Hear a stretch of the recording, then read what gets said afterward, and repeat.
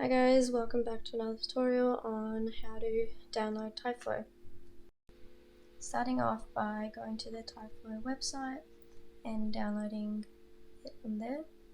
So in the website you have all different and cool resources to look at that will come in handy for whenever you have anything that you want to do with Tyflow. That's pretty interesting. So I recommend go checking that out. So even if there's any questions you'd like answered or any other sort of important information, Tyflow has all the resources there for you. So going into its downloads tab, you have to first click and accept their conditions before downloading it, and then selecting their recent download.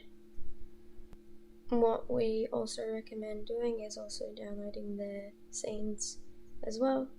This automatically links to the Tyflow's download. So once you have that download done, wait until it's all ready for you. Once you've downloaded that, you want to extract your installer,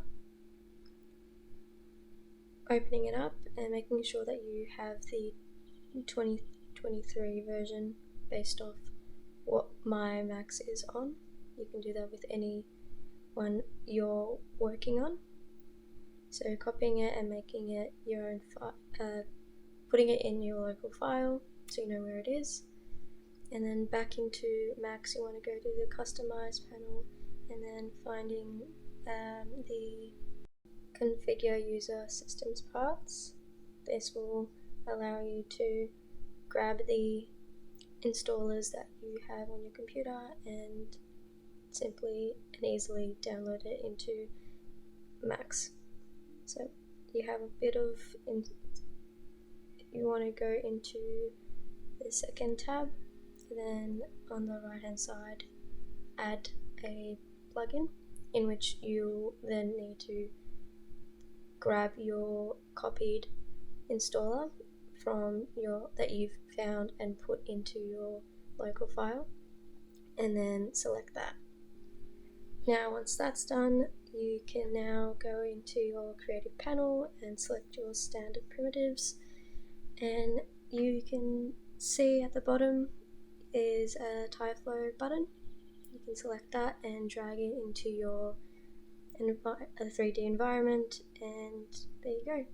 Now you can run any Tyflow in any of your projects.